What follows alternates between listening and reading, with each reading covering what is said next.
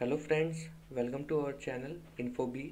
और आज हम अपने चैनल पे बीएफएम जो कि सीआईबी का हमारा एक पेपर है, सेकंड पेपर है, उसकी वीडियो सीरीज स्टार्ट करने वाले हैं। हम सीआईबी में बीएफएम पहले स्टार्ट कर रहे हैं और जीआईबी में अकाउंट स्टार्ट करेंगे, क्योंकि ज़्यादातर बच्चों को, ज़्यादातर स्टूडेंट्स पार्टिसिपेंट्स को इन्हीं दो एग्ज़ाम्स में ज़्यादा दिक्कत होती है कि एबीएम हो गया या प्रिंसिपल हो गया, लीगल हो गया। ये सब फिर भी थ्योरी पोर्शन है, ये इसकी तैयारी बच्चे कर लेते हैं। पर ज़्यादातर जो उनको दिक्कतें आती हैं वो सीआईबी में, बीएफएम में और जेआईबी में अकाउंटिंग में, इसमें ही ज़्यादा दिक्कत आती है। तो आज से हम अपनी सीरीज स्टार्ट कर रहे हैं, जिसमें हम पहले बीएफएम करेंगे, क्योंकि अभी हमारा मई जून में जेआईबी और सीआईबी के एग्ज़ाम्स हैं। तो हम ये आज से बीएफएम की सीरीज स्टार्ट कर रहे हैं। तो ये नई वाली बीएफएम की बुक है, बीएफएम की हमारी बुक है मैकमिलन की। जैसा कि मैंने आपको पिछले वीडियो में भी बताया था कि हम कैसे पढ़ें। तो पढ़ने का तरीका ये है कि पहले हम जो हमारी मैकमिलन की बुक है उसको फिनिश करके अपने कॉन्सेप्ट्स बना लें, अपना बेस बना लें। उसके बाद उसको हम और इन्हेंस करते जाएं। जब हमारा बेस बन जाएगा उसको हम और फर्दर डेवलप करते जाएंगे। और इस वीडियो में मैं आपको ये नहीं बताऊंगा कि कौन से मॉड्यूल से कितना आ रहा है। अभी हम फर्स्ट चैप्टर से स्टार्ट कर रहे हैं। उसके लिए मॉड्यूल वाइज डिटेल डिस्कशन मैं एक नेक्स्ट वीडियो में आपको बना के डाल दूंगा।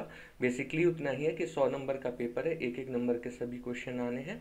और हर मॉड्यूल को देखें तो 20 से 25 नंबर का आपका आता है। तो 25 इंटू 4 100 मार्क्स का आपका टोटल बीएफएम आता है। तीनों ही पेपर 100 मार्क्स के हैं। तो जो देखा जाए कि 20 से 25, 20, 22, 25, 23 इसी बीच में वेरी करते हैं ये मॉड्यूल ए, बी, सी और डी किसी भी एग्ज़ाम में। ठीक है। तो लेकिन आज हम मॉड्यूल ए स्टार्ट करते हैं। मॉड्यूल ए का फर्स्ट चैप्टर जो है हमारा वो स्टार्ट करते हैं।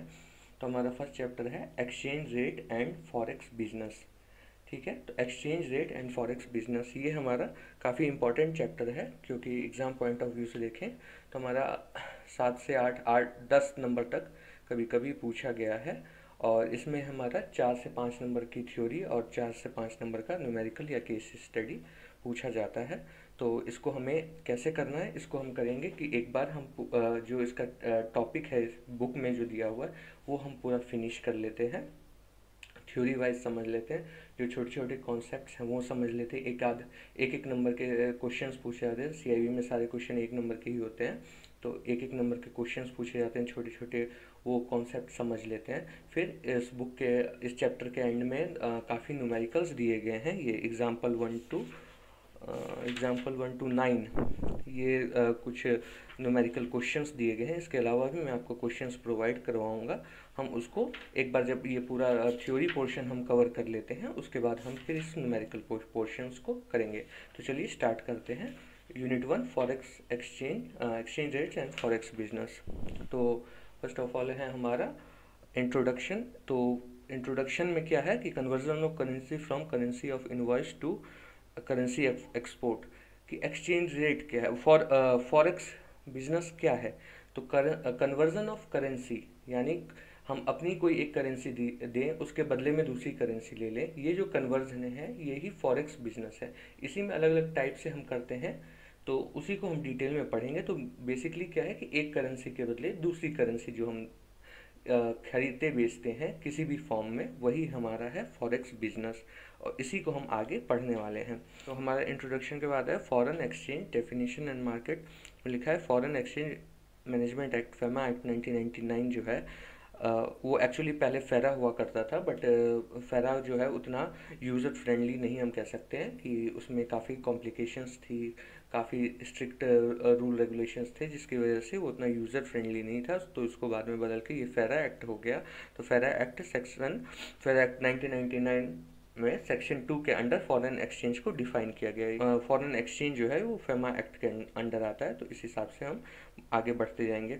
इस चैप्टर में हम देखिए बहुत पूरी बुक में ही एक्चुअली जीआईबी सीआईबी में बुक ही, ये जो हमारी स्टैंडर्ड बुक है, इसमें बहुत ज़्यादा थ्योरी और बहुत ज़्यादा पोर्शन कवर किया गया है। तो इतना आपको पढ़ने की ज़रूरत नहीं है। आपको सिलेक्टेड उठाइए, जैसे हमने फर्स्ट वीडियो अगर आपने हमारी देखी उसमें मैंने बताया था कि क्या पढ़ना है। तो आपको ये लाइन बाय लाइन अगर आप ये पूरा पढ़ते जाएंगे तो ये 300, 400, 500 पन्नों की किताब आपसे ख़त्म नहीं होगी। तो हमें छोड़ते भी जाना है। ठीक है। तो हमारा क्या क्या इम्पोर्टेंट है वो हम पढ़ते जाते हैं। फॉरेन एक्सचेंज मार्केट क्या है? तो फॉरेन एक्सचेंज मार्केट में कौन कौन से पार्टिसिपेंट्स होते हैं? तो इंडिविजुअल्स होते हैं, मैं और आप, हमारा बिजनेस एंटिटीज़ होते हैं, कमर्शियल बैंक्स होते हैं, इन्वेस्टमेंट बैंक्स होते हैं, सेंट्रल बैंक्स होते हैं, आर्बिट्रेजर्स होते हैं, जो मिडिल मैन होते हैं, वो सब होते हैं। ठीक है, और वो क्या करते हैं? बाय और sell currencies for their need. ठीक है, ये हो गया आपका। फिर इसके नीचे है, ये देखिए मैंने लिखा भी है जहाँ जहाँ बीच में मेरे को लगा कि जैसे वन टाइम आपके पढ़ने के लिए वन टाइम अगर आप रीड करते हैं कि world currency market very large market with a large number of participant. तो मेजर पार्टिसिपेंट्स कौन कौन से फॉरेक्स मार्केट में? तो आपके सेंट्रल बैंक्स हो गए, जैसे इंडिया में आरबीआई है। आपके कॉमर्शियल बैंक हो गया, जो हमारे आपके बैंक हैं, एसबीआई, एचडीएफसी। फॉरेक्स ब्रोकर्स हो गए, कॉरपोरेशंस हो गई, जो moving funds between different country and currencies for investment और ट्रेड, जो बड़ी बड़ी कॉरपोरेशंस हो गई, जो एक करेंसी से मतलब एक कंट्री से दूसरे कंट्री में भी इन्वेस्टमेंट करते हैं ना, बड़ी बड़ी कॉरपोरेशन दूसरी कंट्रीज में इन्वेस्ट करती हैं, वो सब हो गई। तो ये हम क्या पढ़ रहे हैं? ये है जो फॉरेन एक्सचेंज मार्केट में पार्टिसिपेंट्स कौन कौन से हैं। तो ये हमने देखे, और इंडिविजुअल्स हो गए, मैं और आप जैसे हो गए नॉर्मल। नेक्स्ट है हमारा, ये एक छोटा सा फैक्ट टाइप का दे रखा है कि it may be surprising to know that US dollar इतना टू, ये ऐसे नॉर्मल बताया गया है कि टोटल जो पर डे एक एस्टिमेट बताया गया है कि 5100 बिलियन पर डे का फॉरेक्स मार्केट का टर्नओवर है, जिसमें से कि डेली वर्ल्ड ट्रेड टर्नओवर, जो ट्रेड का जो टर्नओवर है वो सिर्फ 2% ही है। मतलब 5100 में से सिर्फ 2% जो है वो ट्रेड से होता है, खरीदी बेची जो है ट्रेड के लिए होता है। बाकी जो 98% जो ग्लोबल फॉरेक्स ट्रेडिंग है वो इन्वेस्टमेंट से और ट्रेडिंग से रिलेटेड है, स्पेक्यूलेटिव ट्रेडिंग से रिलेटेड है। ठीक है, तो ये जस्ट ऐसे फैक्ट है आपका। ये इम्पॉर्टेंट है कि फॉरेक्स मार्केट जो है हमारी, उसको काफ़ी डायनामिक या इसको वॉलेटाइल मार्केट बोलते हैं। क्यों? क्योंकि ये जो आपकी मार्केट है फॉरेक्स मार्केट, ये हर 4 सेकेंड में फ्लक्चुएट करती है। इसी को इन्होंने कैलकुलेट करके यहाँ बताया कि 21,600 चेंजेस इन ए डे, क्योंकि एक मिनट में 15 बार, तो 15 × 60 × 24, तो पूरे दिन में 21,600 बार इनके रेट्स चेंज होते हैं। और ये राउंड द क्लॉक मार्केट होते हैं, मतलब 24 घंटे चलते हैं। Forex market use from Monday to Friday, ये usually Monday to Friday operate होते हैं, एक्सेप्ट फॉर मिडिल ईस्ट और इस्लामिक कंट्रीज़। कुछ इस्लामिक कंट्रीज़ हैं, मिडिल ईस्ट की कंट्रीज़ हैं, वहाँ पे सैटरडे और संडे को भी फॉरेक्स ऑपरेशन होता है विथ रिस्ट्रिक्शन, और वो फ्राइडे को क्लोज रहते हैं, क्योंकि आपको पता है इस्लामिक में फ्राइडे को काफ़ी मतलब पाक माना जाता है, तो फ्राइडे को वो ना करके उनका फ्राइडे ऑफ रहता है, और सैटरडे संडे को वहाँ पे फॉरेक्स ऑपरेशंस होते हैं। अब क्या, now with internet accessibility on mobile and downloading app of market player, forex market can be accessed at any time any place. अब तो हर जगह नेट बैंकिंग और ये सब आ गई है, तो इंटरनेट एक्सेसिबिलिटी है, तो इस वजह से फॉरेक्स मार्केट जो है ईजिली कहीं से भी एक्सेस किया जा सकता है। ये भी आप एक बार पढ़ सकते हैं कि कैरेक्टरिस्टिक्स ऑफ फॉरेक्स मार्केट क्या है, कि 24 आवर मार्केट है, ओवर द काउंटर मार्केट है, as well as exchange driven market है, हाईली लिक्विड मार्केट है, और इसमें काफ़ी फ्लक्चुएशन होती है करेंसी रेट में। अभी हमने पढ़ा कि एवरी 4 सेकेंड में फ्लक्चुएशन होती है, और सेटलमेंट जो है वो टाइम जोन पे डिपेंड करता है। तो नेक्स्ट है market affected by government policy and control. Government की पॉलिसीज़ से भी इस पे फॉरेक्स मार्केट पे बहुत इफ़ेक्ट पड़ता है कि वहाँ की जो अपने देश की या दूसरे देश की जो पॉलिसीज़ है गवर्नमेंट की, वो कैसी हैं। एक्सपेंशन पॉलिसी है, कॉन्ट्रैक्शन पॉलिसी है, कोई रिस्ट्रिक्शन तो किसी देश ने किसी पे नहीं लगा दिए हैं, तो उससे भी ये फॉरेक्स मार्केट सकते हैं कि अफेक्ट होता है। तो ये वन टाइम आप रीड कर लीजिएगा। नेक्स्ट ये हमारा चेक योर प्रोग्रेस है, बीच बीच में जो आते हैं आपको बुक में, इसको एक बार पढ़ते चलिए कि इससे आपका जो आपने पीछे अभी 2-3 पन्ने पढ़े हैं उसका आपको एक बार रिवीजन टाइप का होता जाएगा। ये the term foreign exchange used to denote foreign exchange as well as the dash of one currency, conversion of या exchange of one currency into another. तो यहाँ पे क्या लिखेंगे, foreign currency. The term foreign exchange used to denote foreign currency as well as the exchange of one currency into another. ये होना, ऐसा ही कुछ होना चाहिए, ये होना चाहिए foreign currency ना, foreign currency as well as the exchange of one currency into another. Exchange rate of major currencies fluctuate every 4 seconds. Forex market are dynamic and round the clock market. True or false? तो dynamic और round the clock market है, तो ये true है. Forex and market are not affected by government policy. तो अभी हमने यहाँ पे पढ़ा था ना कि गवर्नमेंट पॉलिसी से इफेक्ट होता है, तो फॉल्स है. Large part of total global forex turnover result from global commodities trade. तो ये देखिए क्या है कि जो ग्लोबल फॉरेक्स मार्केट का है उसमें जो लार्ज पार्ट है वो कमोडिटीज ट्रेड से आता है. तो नहीं, अभी ये हमने फैक्ट में पढ़ा था ना कि डेली जो वर्ल्ड ट्रेड होता है वो सिर्फ 2% होता है, बाकी जो है वो इन्वेस्टमेंट और स्पेक्यूलेटिव ट्रेडिंग है. तो ये हमारा फॉल्स हो जाएगा. नेक्स्ट है हमारा फैक्टर्स डिटरमाइनिंग एक्सचेंज रेट्स. तो मेनली कौन से ये 2-3 फैक्टर्स दिए हुए हैं जिससे कि एक्सचेंज रेट्स जो है वो डिटरमाइन होते हैं. पहला है फंडामेंटल रीजंस. तो क्या है फंडामेंटल यानी जो बेस, जो हम बेस की बात करते हैं तो फंडामेंटल यानी जो बेस है. तो कौन कौन से दो, these include all those causes of events which affect basic economic and monetary policy of concerned government. The causes normally affect the long term exchange rate. तो वैसे रीजन जिसकी वजह से एक्सचेंज रेट पे लॉन्ग टर्म इफेक्ट पड़े, यानी जैसे कुछ गवर्नमेंट की पॉलिसीज़ होती हैं ना जिससे लॉन्ग टर्म इफेक्ट पड़ता है इकोनॉमी में, उस सब टाइप की जो रीजंस होंगे. जैसे पहला है balance of payment. Balance of payment क्या है कि कभी generally surplus lead to stronger home currency या वाइल डेफिसिट. जो किसी कंट्री को कुछ पेमेंट करनी होती है तो उसमें कभी सरप्लस हो जाता है और डेफिसिट हो जाता है. तो जो अगर हमारे पास फॉरेन रिजर्व जो अगर एक्स्ट्रा है, हमारे पास सरप्लस में है, तो हमारी होम करेंसी भी स्ट्रांग रहेगी. जबकि अगर डिफिसिट है तो वीक हो जाएगी करेंसी हमारी. दूसरा इकोनॉमिक ग्रोथ रेट से भी तय होता है कि एक्सचेंज रेट पे काफ़ी इफेक्ट पड़ता है. High growth rate leads to rise in imports and fall in value of home currency vice versa. ये आपको 2-3 बार आप रीड मार लीजिए. फंडामेंटल रीजन ये जो भी आ रहे हैं ना, ये आप रीडिंग के लिए, आपको ऐसे नहीं एग्जाम में डायरेक्ट ये 5 पूछ लिए जाएंगे. आप एक बार रीडिंग मान लीजिए अपने समझने के लिए.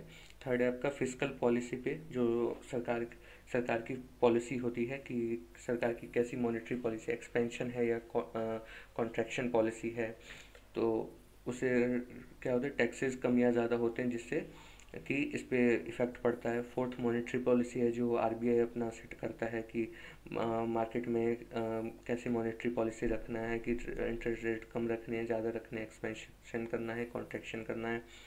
अब इंटरेस्ट रेट्स पे डिपेंड करता है कि डोमेस्टिक इंटरेस्ट रेट क्या है, उस हिसाब से इस पे भी डिपेंड करता है. नेक्स्ट है हमारा पॉलिटिकल इश्यूज़ कि किसी देश में पॉलिटिकल स्टेबिलिटी कहाँ है. जहाँ पे पॉलिटिकल स्टेबिलिटी रहेगी वहाँ पे एक्सचेंज रेट भी फ्लक्चुएट नहीं करेंगे. यानी political stability is likely to lead the economic stability. वहाँ पे इकोनॉमिक स्टेबिलिटी रहेगी, hence a steady currency. While जबकि पॉलिटिकल इंस्टेबिलिटी जो होगी तो उससे क्या होगा कि एक तो इकोनॉमी भी अनस्टेबल रहेगी और करेंसी भी स्टेडी नहीं रहेगी, फ्लक्चुएट होगी. तो ये फर्स्ट हो गया फंडामेंटल रीजन, उसमें ये 4-5 आपने पढ़े.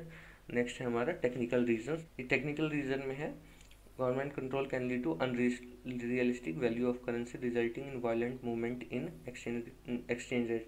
कि गवर्नमेंट कंट्रोल की वजह से, मैंने अभी पिछले लास्ट पेज पे बताया था ना कि गवर्नमेंट की पॉलिसीज़ की वजह से भी एक्सचेंज रेट्स जो हैं वो इफ़ेक्ट होते हैं. तो जैसा कि इन्होंने एक यहाँ पे किस्सा बताया है, ईस्ट एशियन करेंसी क्राइसिस 1997 में, जब क्या हुआ था, जो ऑयल एक्सपोर्टिंग कंट्रीज़ थी उनके पास क्योंकि ऑयल के प्राइसेस बढ़ गए थे, एकदम से बहुत ज़्यादा बढ़ गए थे, तो उन्होंने क्या किया, इनके पास पैसा बहुत ज़्यादा आ गया, तो दूसरे देशों में अच्छा खासा निवेश किया, जिससे क्या हुआ कि इनकी करेंसी जो है, इनकी जो अपनी करेंसी है वो अप्रिशिएट हो गई, यानी कि उसकी वैल्यू बढ़ गई और जिसके इनको अच्छा खासा फॉरेक्स का इन्फ्लो मिल गया. तो यानी कि टेक्निकल रीजन में क्या है कि गवर्नमेंट की नीतियों की वजह से भी जो फॉरेक्स का जो एक्सचेंज रेट्स है, फॉरेक्स बिजनेस है, वो भी उससे इफ़ेक्ट करता है। थर्ड है हमारा स्पेकुलेशन।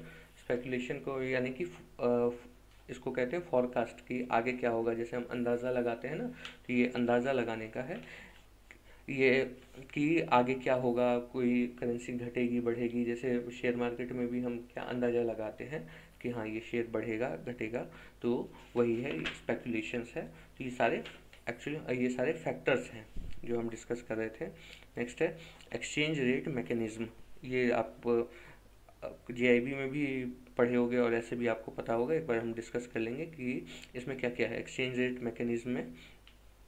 ज़्यादातर क्या होता है कि जो फॉरेक्स जो डील्स होती हैं, most of the forex deals are done on spot basis, मतलब that the delivery of funds takes place on second working day.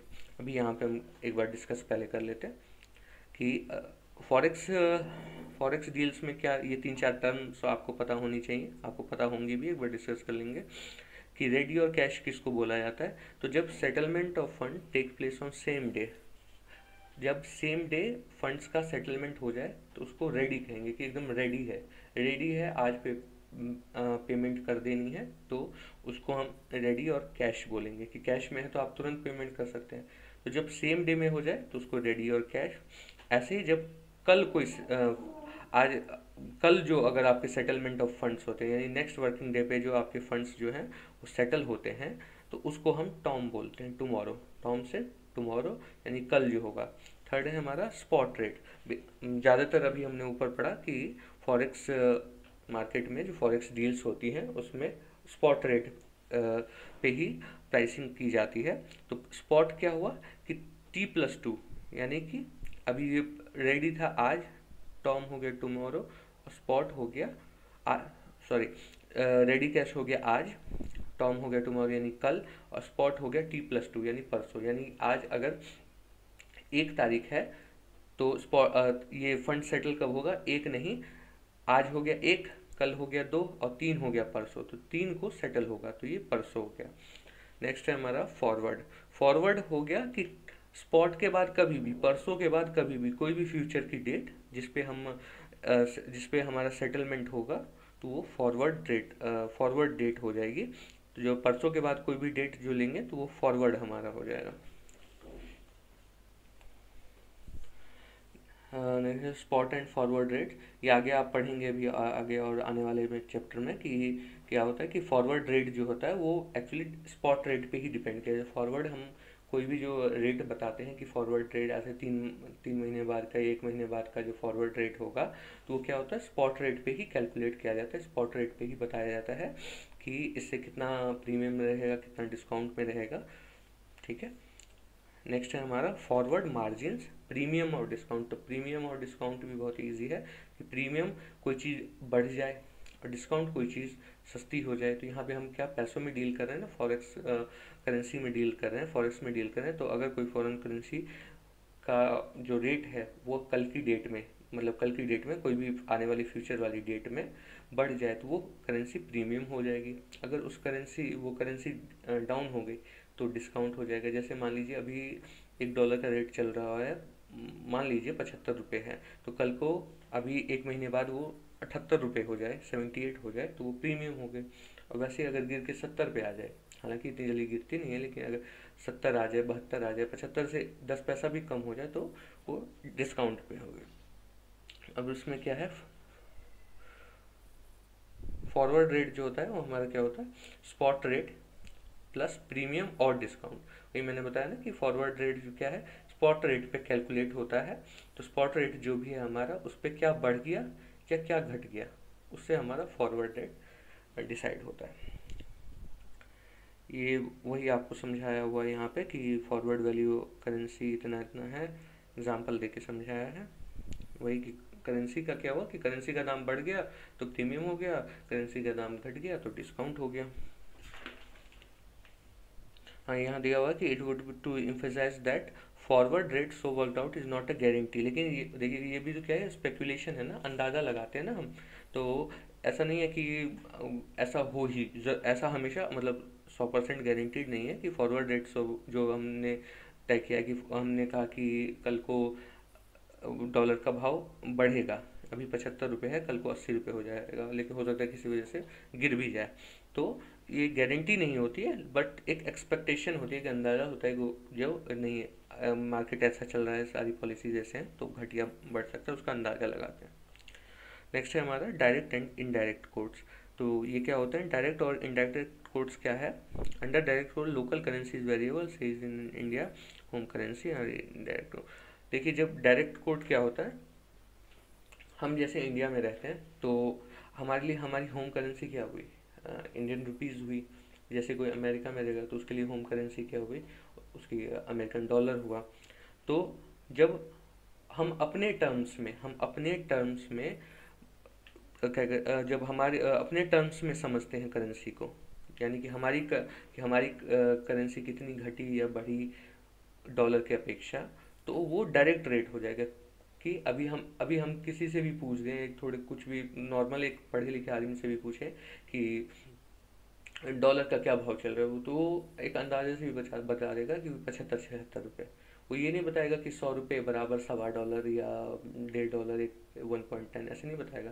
वो डायरेक्टली बताएगा, यानी उसकी जो करेंसी है, हमारी जो होम करेंसी है, हम उसको वेरिएबल लेंगे। हमारी करेंसी ऊपर नीचे होगी, और वो जो स्टैंडर्ड में हम लेंगे, वो जैसे इसमें यूएसडी लिया हुआ है, यूएस डॉलर लिया है, तो स्टैंडर्ड में हम यूएस डॉलर लेंगे। और होम करेंसी जो है वो वेरिएबल में रहेगी, कि वो घटेगी बढ़ेगी। कि अभी एक डॉलर का रेट 68, इसमें जैसे 68 रुपये लिखा हुआ है, 70 रुपये, 75 रुपये, वही तो वो हो गया आपका डायरेक्ट कोट, हमने डायरेक्ट बता दिया।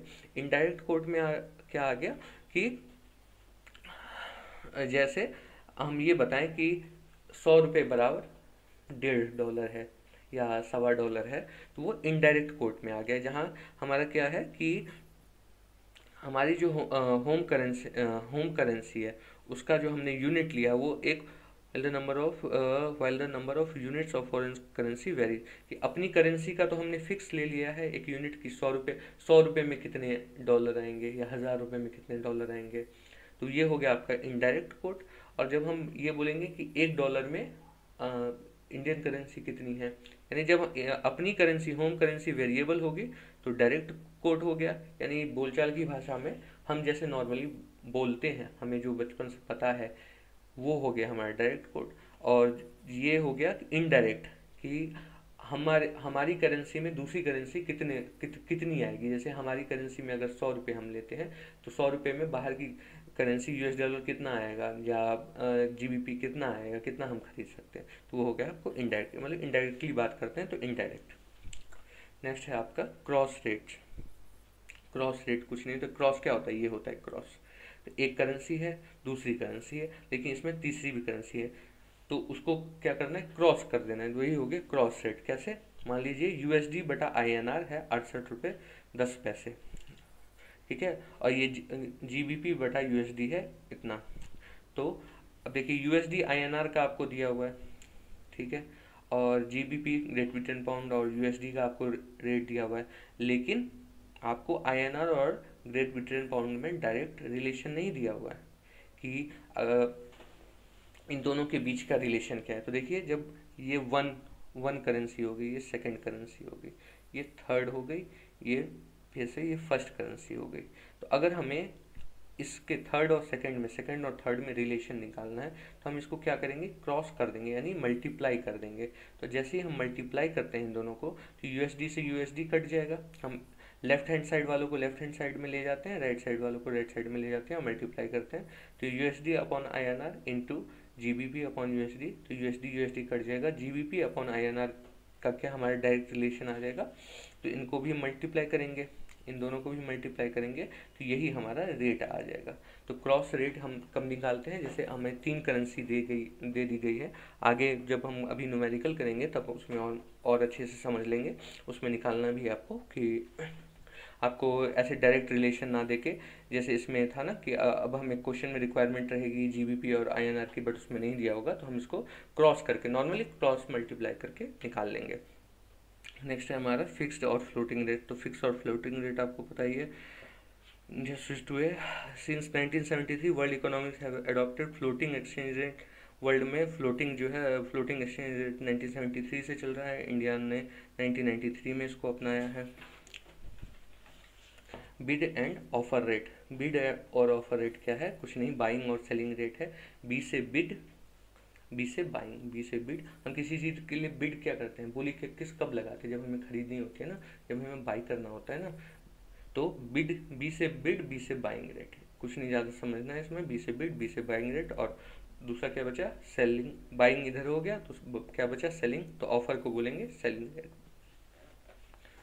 ये कुछ नहीं, परसेंट पर माइल। परसेंट आपको पता है कि 100 का कितना पार्ट है?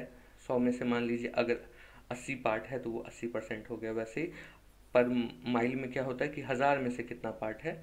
1000 में से अगर 800 है तो वो फिर 80% हो गया, वही है। अब क्या है? Value date. वैल्यू डेट किसे कहते हैं? तो वैल्यू डेट कुछ नहीं, वैल्यू क्या होती है? वैल्यू डेट होती है कि फंड सेटलमेंट डेट, जब हमारा फंड सेटल हुआ है, यहाँ लिखा हुआ है ना, the date of settlement of funds is known as value, value date. Simple याद रखना है कि जब हमारा फंड सेटल हो जाए जिस डेट को, उसको हमें वैल्यू डेट कहते हैं। नेक्स्ट है आर्बिट्रेट इन एक्सचेंज। आर्बिट्रेज कौन से होते हैं? जो मिडिल मैन होते हैं, वो क्या करते हैं? Consist of simultaneous buying and selling of commodity in two और मोर मार्केट।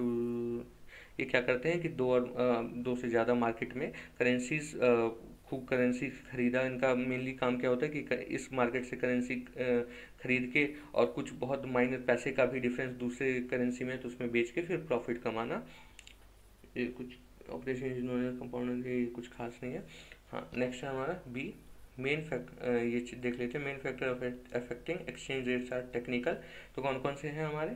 तो मेन फैक्टर तो अभी टेक्निकल था, स्पेक्यूलेशन था, और कौन सा था हमारा? ये फंडामेंटल था ना।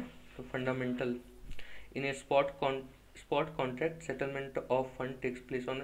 स्पॉट में आपका कौन सा होता है? याद करिए, एक रेडी था, फिर टॉम था, फिर आपका स्पॉट था। तो T+2 में होता है ना। तो second working day, second working day आ गया। If the currency is costlier in forward, अगर महंगी हो जाए तो क्या होता है? प्रीमियम होता है। इफ चीपर, सस्ता हो जाए तो डिस्काउंट होता है। The date of settlement of fund is known as value date, अभी हमने यहाँ पे पढ़ी है। The rate at which quoting party is ready to buy the currency is called buying, is ready to buy the currency. तो buying rate को क्या बोलते हैं? Bid rate. तो ये बिड रेट हो जाएगा।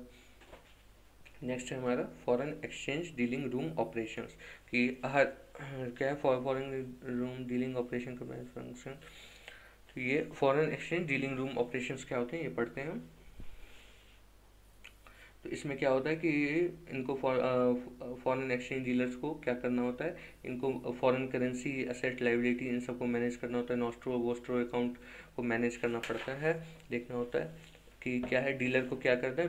एक कोई जो फॉरेक्स डीलर है उसको दो पोजीशंस मेंटेन करनी होती है, फंड पोजीशन और करेंसी पोजीशन, कि उसके पास कितना फंड इनफ्लो है, कितना आउटफ्लो उसको देना है, कितने फंड पेमेंट रिसीवेबल है, कितने पेमेंट पेबल्स हैं, ये उसको मैनेज करना होता है। तो ये सारा जो काम है कि जो भी बाइंग सेलिंग और क्या कहते हैं, inflow outflow of fund, payable receivable, ये सारा का काम जो होता है ये फ्रंट ऑफिस में होता है, जो आपका ये फ्रंट ऑफिस में होता है, जो आपका डीलर करता है। इसके बाद हम क्या है? इसके बाद हमारे इसमें मेनली तीन है, तीन चीज़ें हमें याद रखते हैं। एक फ्रंट ऑफिस होता है जिसमें डीलर काम करता है। एक होता है बैक ऑफिस। बैक ऑफिस में क्या होता है? जो डील कैसे प्रोसेस हो रही हैं, उनका जो अकाउंट्स है, रिकन्सिलिएशन है, उन सबको ये मैनेज करता है। हमारे बैंक में भी बैक ऑफिस होता है ना, वो क्या करता है? वो डायरेक्ट कस्टमर से डीलिंग नहीं करता है ना, वो क्या करता है कि हम जो उससे कुछ इन्फॉर्मेशन मांगते हैं या देते हैं, कोई लोन वगैरह करते हैं, तो वो सारी चीज़ें प्रोसेस करता है। तो वो बैक ऑफिस का काम हो गया। ये इस पर कभी कभी एक नंबर का पूछ भी देते हैं कि जैसे बैक ऑफ कि ये उसमें करके फिल इन द ब्लैंक्स करके, कि has both a supportive role as a check, supportive as well as checking role over the dealers dealing room. तो आपको back office, front office, mid office दे दिया जाएगा, तो आपको बैक ऑफिस लगाना होगा कि कौन सा ऑफिस का सपोर्टिव और चेकिंग रोल होता है। तो बैक ऑफिस क्या करता है हमारा? मेनली जो डील हम प्रोसेस कर रहे हैं उनको देखता है, अकाउंट्स रिकन्सिलेशंस इन सब को देखता है, और फ्रंट ऑफिस को सपोर्टिव रोल प्रोवाइड करता है। मेनली इसका चेकिंग का काम है, चेकिंग रोल है में रहता है ये। थर्ड है हमारा मिड ऑफिस। मिड ऑफिस का का काम है, मिड ऑफिस का काम है मेनली रिस्क मैनेजमेंट का, कि जो पॉलिसीज जो फ्रेमवर्क है, काम करने का जो फ्रेमवर्क है, उसी टाइप से काम हो रहा है कि नहीं, कोई रिस्क तो नहीं अराइज हो रहा है इसमें। तो ये सब देखना मिड ऑफिस का काम है। Mid office also suppose to look after the compliance of various guidelines. Mid office का काम है कि वेरियस गाइडलाइंस जो कंप्लाइंस है वो सही से फॉलो हो रही है, इंस्ट्रक्शंस फॉलो हो रही हैं कि नहीं, वो देखना। तो इसमें तीन ही थे, फ्रंट ऑफिस जो कि जिसमें डीलर्स रहते हैं, बैक ऑफिस जो आपका डील्स प्रोसेस करता है, अकाउंट्स और रिकन्सिलिएशन देखता है, इसका बैक ऑफिस का एक और काम है, सपोर्टिव रोल में रहता है और चेकिंग रोल में रहता है। थर्ड है आपका मिड ऑफिस जो कि रिस्क मैनेजमेंट देखता है और जो गाइडलाइंस है वो फुलफिल हो रही है कि नहीं, कंप्लाइंस को चेक करता है। तो ये फ्रंट, बैक और मिड ऑफिस हो गया आपका। नेक्स्ट है management and control of dealing room.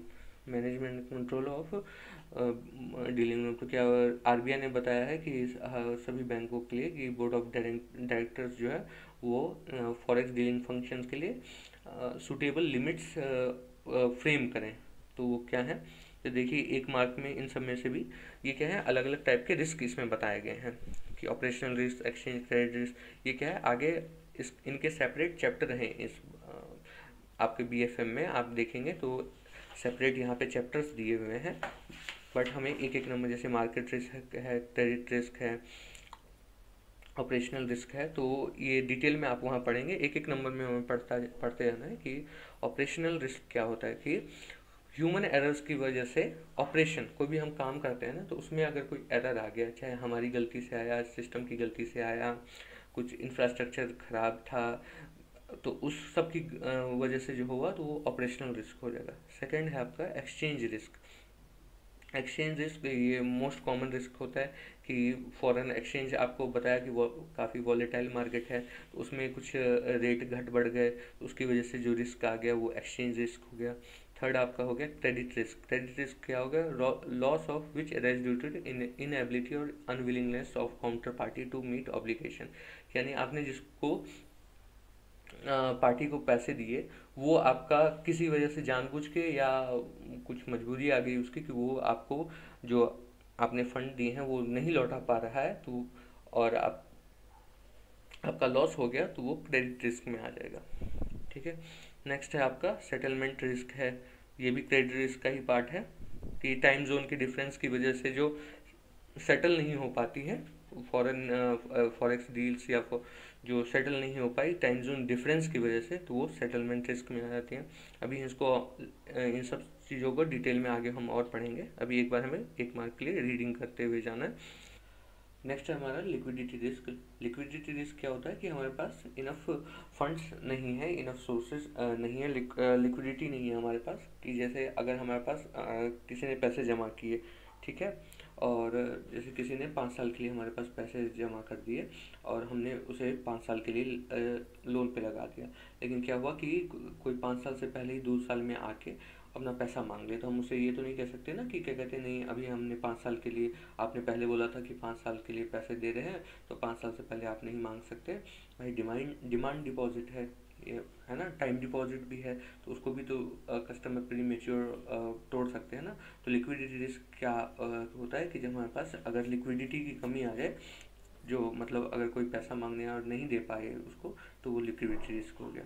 Next है हमारा interest rate risk. Interest rate risk में क्या है कि bank buys and sells currency for spot and forward value. It में ऑल्सो भी possible for the bank to match is forward purchase and sales. देखिए bank भी बाई और sell करता है फॉरेन करेंसीज को स्पॉट और फॉरवर्ड रेट पे, बट हो सकता है ना कि अभी मान लीजिए बैंक ने खरीद लिया, तब उसको महंगे में मिल गया। बैंक ने कोई मान लीजिए यूएस डॉलर खरीद लिए 75 रुपये में, ठीक है, और जब उसको बेचने की बारी है तब वो 74 हो गया, है ना, तो ये गैप हो गया ना, तो इसकी वजह से बैंक को लॉस हो गया, तो ये इंटरेस्ट रेट रिस्क में आ गया। या फिर कुछ जैसे मार्केट में सिनेरियो ऐसा आ गया कि जो बैंक ने पैसा दे रखा है वो कम हो जाए, यानी लेंडिंग जो कर रखी है उसकी इंटरेस्ट रेट कम हो जाए, और जो कस्टमर को हम पे कर रहे हैं जैसे एफडी में, एसपी सेविंग में जो पे करते हैं उस पर हमें ज़्यादा देना पड़ जाए, तो वहाँ पे भी इंटरेस्ट रेट का खतरा आ गया, तो ये जो गैप बन जाता है वो इंटरेस्ट रेट रिस्क में आ जाता है। नेक्स्ट है हमारा मार्केट रिस्क। मार्केट रिस्क क्या है कि rise due to adverse movement of market variables, की मार्केट आपकी वॉलेटाइल है तो उसकी वजह से जो रिस्क आता है वो मार्केट रिस्क हो गया। नेक्स्ट है आपका लीगल रिस्क, कि हम जैसे लोन बैंकों में लोन करते हैं कोई, लेकिन आपने क्या है कोई लोन दिया लेकिन उसके डॉक्यूमेंटेशन पूरे हैं, लीगलिटी आपने पूरी नहीं की ड्यू टू इम्प्रॉपर डॉक्यूमेंटेशन, तो अब क्या है, मान लीजिए वो लोन एनपीए हो गया, वो लोन रिकवर नहीं हो रहा है, तो लेकिन आपके पास डॉक्यूमेंटेशन पूरा नहीं है, तो आप उस पर कोई लीगली इन्फोर्सिबिलिटी नहीं कर सकते, लीगली इन्फोर्स नहीं कर सकते। और जैसे उस पर जैसे आपने कोई होम लोन दे दिया लेकिन पता चला कि कुछ डॉक्यूमेंट्स फेक थे जिस वजह से आप उस घर को बेच ही नहीं पा रहे हैं या कुछ ऐसा हो गया, तो वो लीगल रिस्क हो गया, कि जहाँ पे इम्प्रॉपर डॉक्यूमेंटेशन की वजह से आपका जो घाटा लग गया वो। सिस्टमेटिक रिस्क क्या हो गया, possibility of major bank failing. देखिए जो बड़े बैंक होते हैं जैसे इंडिया में भी जो एसबीआई, आईसीआईसीआई, एचडीएफसी है, इनको डोमेस्टिकली सिस्टमेटिक इंपॉर्टेंट बैंक जो है ना, too big to fail bank जो है ये सब, तो ये सब क्या है क्योंकि इन बैंकों ने दूसरे बैंकों को भी दूसरी जगह कई जगह इन्होंने सरकार को पैसा दिया होता है, दूसरे बैंकों को पैसा दिया होता है, तो ये इतने बड़े बैंक हैं कि इनसे बहुत चीज़ें जुड़ी हुई हैं, इनसे बहुत बड़ी इकोनॉमी बहुत ज़्यादा इनसे जुड़ी हुई है। तो अगर मान लीजिए इनमें से कोई बैंक फेल होता है तो बार बार कोई ऐसे इन बैंकों को गवर्नमेंट थोड़ा पुश करती है कि अगर घाटा लगता है तो सरकार इनको इनमें फंड डाल के इनको चलाती रहती है, कि ये इतने बड़े हैं कि ये अगर फेल हो गए तो इनके साथ साथ दूसरे बैंक भी गिर जाएंगे। तो ये होता है सिस्टमेटिक रिस्क, कि एक बड़ा बैंक अगर फेल हो गया तो उसके साथ साथ जो छोटे बैंक भी हैं वो भी फेल हो गए और फिर इकोनॉमी एक तरह से करेंट कोलैप्स होने लगती है, तो ये सिस्टमेटिक रिस्क में आ गया। नेक्स्ट है हमारा कंट्री रिस्क। देखिए कंट्री रिस्क और सोवरेन रिस्क दो हैं, इसमें डिफरेंस क्या है कि कंट्री रिस्क में क्या आएगा हमारा कि कंट्री रिस्क आएगा बाय पार्टीज कंट्री गवर्नमेंट, यानी कि अगर जैसे हमने किसी के साथ फॉरेक्स डील की है कोई, ठीक है, कोई इंपोर्ट एक्सपोर्ट का है, लेकिन वहाँ की जो हमारे जो काउंटर पार्टी है उसकी कंट्री में गवर्नमेंट ने कोई ऐसी पॉलिसी ला दी, कोई ऐसा बिल ला दिया जिस वजह से अब हमारी डील नहीं हो पा रही है। जैसे अभी इंडिया चाइना में टेंशन था तो इंडिया ने कोई इम्पोर्ट ड्यूटी बढ़ा दी है और कुछ रिस्ट्रिक्शन लगा दी, चाइना की चीज़ें बैन कर दी, तो जो काउंटर पार्टी, तो चाइना के लोगों के लिए कौन सा रिस्क हो गया, कंट्री रिस्क हो गया चाइना के लोगों के लिए। वहीं जो अगर अपनी गवर्नमेंट कुछ ऐसी पॉलिसीज ले आती हैं, है ना, कि हम जैसे चाइना को नहीं बेच सकते या किसी दूसरे देश को कुछ नहीं बेच सकते, पाकिस्तान को सप्लाई नहीं कर सकते, कुछ कुछ भी जस्ट फॉर एग्जांपल, तो जो अपनी गवर्नमेंट की पॉलिसीज़ की वजह से जो रिस्क होता है वो सॉवरन रिस्क हो गया। जो काउंटर पार्टी की जो कंट्री में जो सरकार है, गवर्नमेंट है, तो उनकी पॉलिसीज़ की वजह से जो अगर डील नहीं हो पा रही है तो वो कंट्री रिस्क में आ गया। नेक्स्ट है आपका आरबीआई फेडाई गाइडलाइंस दिया हुआ है, इसमें हम पढ़ते हैं, ये देखिए रीड ओनली मैंने मार्क किया हुआ है कि आपको एक एक बार पढ़ लीजिए कि ये categorisation of authorise dealer, authorise dealers किनको कैसे बोला गया है, तो ऑथराइज पर्सन या ऑथराइज डीलर कैटेगरी 1 में कौन से आते हैं, तो ऑथराइज डीलर बैंक्स आते हैं, जो भी बैंक फाइनेंशियल इंस्टीट्यूशन है, ये क्या है कि इजिली फॉरेन एक्सचेंज में डील कर सकते हैं, खरीद बेच सकते हैं, तो वो कैटेगरी 1 में आते हैं। सेकंड आपके कैटेगरी 2 में कौन आते हैं, मनी चेंजर्स जो होते हैं, जो वो भी foreign currency, foreign notes, traveller cheques, ये सब खरीद बेच सकते हैं, तो वो कैटेगरी 2 में आते हैं, लेकिन वो बैंक इतने बड़े नहीं होते, तो ये कैटेगरी 2 में आते हैं। थर्ड है हमारा ऑथराइज पर्सन या ऑथराइज कैटेगरी 3, ये क्या कर सकते हैं, खाली फॉरेन करेंसी परचेज कर सकते हैं, इनको पहले रिस्ट्रिक्टेड मनी चेंजर्स भी कहा जाता था, ये कैटेगरी 3 में आते हैं। ये आपकी सिर्फ रीडिंग के लिए एक बार। नेक्स्ट आपका ये फेडाई का है, foreign exchange dealer association of India. FEDAI is a non profit making body formed in 1958। कभी कभी एक नंबर का पूछ लेता है कि FEDAI was formed in 1950, option दे देगा तो आपको एक साइड में, नहीं तो आप जो चीट शीट बना रहे हैं उसमें फेडाई करके 1958 मार्क कर लीजिए, ठीक है। तो 1958 में फेडाई बना था और नॉन प्रॉफिट मेकिंग बॉडी है, और ये इसको कौन अप्रूवल देता है, reserve bank of India approval देता है। और फेडाई क्या करता है, फेडाई जो है फॉरेन एक्सचेंज के गाइडलाइंस बनाता है for market operation. Merchant trades क्या होंगे, कोटेशन, डिलीवरी डेट्स, हॉलीडेज, ये सब फेडाई देखता है। ठीक है, नेक्स्ट है आपका ये यहाँ लिखा हुआ है, if you export bills to be allowed, if you of major FEDAI guidelines कौन कौन सी है। पहला है कि एक्सपोर्ट बिल जो है वो अगर नॉर्मल एनटीपी यानी एनटीपी नॉर्मल ट्रांजिट पीरियड जो कि हमारा स्टैंडर्ड अभी 25 दिन का होता है, तो अगर कोई एक्सपोर्ट बिल जो है वो एनटीपी के अंडर हुआ है तो आपको उस पर कंसेशनल इंटरेस्ट रेट देना है, यानी कि जो नॉर्मल इंटरेस्ट रेट है उससे थोड़ा कम देना है, लोअर इंटरेस्ट रेट पे देना है आपको। नेक्स्ट है export bill drawn in foreign currency purchase discount must be crystallise into rupee liability. देखिए कोई भी एक्सपोर्ट बिल है अगर वो पर डिस्काउंट नहीं हुआ, नेगोशिएट नहीं हुआ, तो ऐसा तो नहीं है उसको रखे रहेंगे, तो उसको एक तय डेट होती है कि वो कितना है कि एनटीपी के 30 दिन बाद, एनटीपी के 30 दिन बाद, यानी कि 25 दिन उधर था और इधर 30 दिन है, तो 30 दिन तक अगर पार्टी ने इसको डिस्काउंट नहीं करवाया बिल को, तो बैंक अपने आप इसको फिर क्रिस्टलाइज कर देती है। एनटीपी के 30 दिन बाद इसको क्रिस्टलाइज कर देती है, ताकि किससे बचा जा सके, तो इंटरेस्ट रेट रिस्क रहता है या फिर आपका जो वैल्यू है, जैसे जो भी आपने फॉरेन डील की है उसकी, मान लीजिए रुपी और डॉलर में हुआ था, तो डॉलर की मान लीजिए वैल्यू बढ़ जाए या घट जाए, तो उससे हमें लॉस ना हो, इसलिए हम क्या करते हैं, एनटीपी के 30 दिन तक बैंक वेट करता है कि पार्टी बिल को डिस्काउंट करवा ले, नेगोशिएट करा ले। अगर नहीं होता है तो बैंक खुद से फिर उसको क्रिस्टलाइज कर लेता है, उस टाइम के जो भी अपना रुपी में है उसको कन्वर्ट कर लेता है। नेक्स्ट आपकी ये सब पढ़ने के लिए है, नॉर्मल चीज़ें एक बार रीड कर लेंगे। All forward contract must be for definite amount और पीरियड इस पर डली हुई होनी चाहिए। नेक्स्ट है कैंसिलेशन ऑफ फॉरवर्ड कॉन्ट्रैक्ट, तो all contracts which have matured and have not been picked up shall be automatically cancelled on third working day, maturity के थर्ड वर्किंग डे पे कैंसिल हो जाते हैं। इसमें आप आगे पढ़ेंगे कि देखिए इस पर दिया हुआ है, all cancellations shall be at banks opposite TT rates. आप जब आगे न्यूमेरिकल्स भी करेंगे आगे चैप्टर में, कि क्या होता है कि कोई भी जो आपका कॉन्ट्रैक्ट है, तो जैसे परचेज कॉन्ट्रैक्ट है, सेल कॉन्ट्रैक्ट है, तो उसको बैंक जब कैंसिल करता है तो क्या होता है कि अगर कोई परचेज कॉन्ट्रैक्ट है तो ये अपोजिट पे कैंसिल होते हैं, कि अगर कोई परचेज कॉन्ट्रैक्ट है तो ये कैंसिल जो होगा तो वो सेलिंग रेट पे कैंसिल होगा। ऐसे कोई सेल कॉन्ट्रैक्ट है तो सेल कॉन्ट्रैक्ट आपका जो है वो बाइंग रेट पे कैंसिल होगा। Next all currency to be quoted as foreign currency, ये क्या है, all currency to be quoted as per unit of foreign currency equal to variable में INR, यानी ज़्यादातर जो है इसमें क्या है कि अपनी करेंसी वेरिएबल में, यानी डायरेक्ट कोट रहता है कि अभी हमने पीछे पढ़ा था ना डायरेक्ट और इनडायरेक्ट कोट, तो ज़्यादातर करेंसी को कैसे कोट करना है, डायरेक्ट रेट में रहेगा। कुछ करेंसीज को छोड़ के जापानीज येन, इंडोनेशियन रुपया, Kenyan shilling are to quoted as 100 units of foreign currency equal to how many INR। इस सबको आपको पढ़ने की जरूरत नहीं है, कैट 1 कैट 2। तो ये हमारा लास्ट, यहाँ पे हम पहुँच गए हैं। तो फ्रेंड्स ये लास्ट में हमारा चेक योर प्रोग्रेस सी है, ये देख लेते हैं एक बार जल्दी से। Dealers are officials who are actually involve in the, ये डीलर्स कौन होते हैं, जो करेंसी क्या होते हैं, बाई और सेल करते हैं, तो buy and sell of currency या buying and selling of currency. Second है the section which handles processing of deals, reconciliation.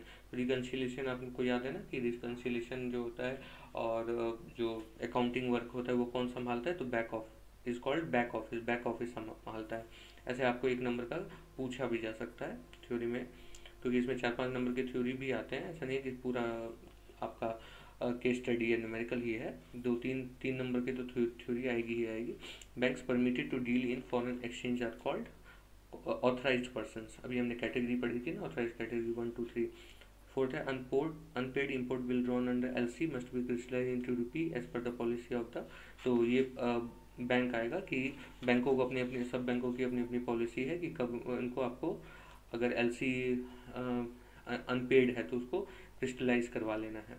Fifth है आपका in terms of FEDAI rules beside Japanese yen यहाँ पे 2-3 करेंसी थी ना कि Japanese yen, Indonesian rupees, Kenyan shilling, इन सब के अलावा इन तीनों चारों को आपको 100 यूनिट्स बराबर में सो मच रुपये, मतलब कितने रुपए आएंगे उस हिसाब से आपको कोट करना है।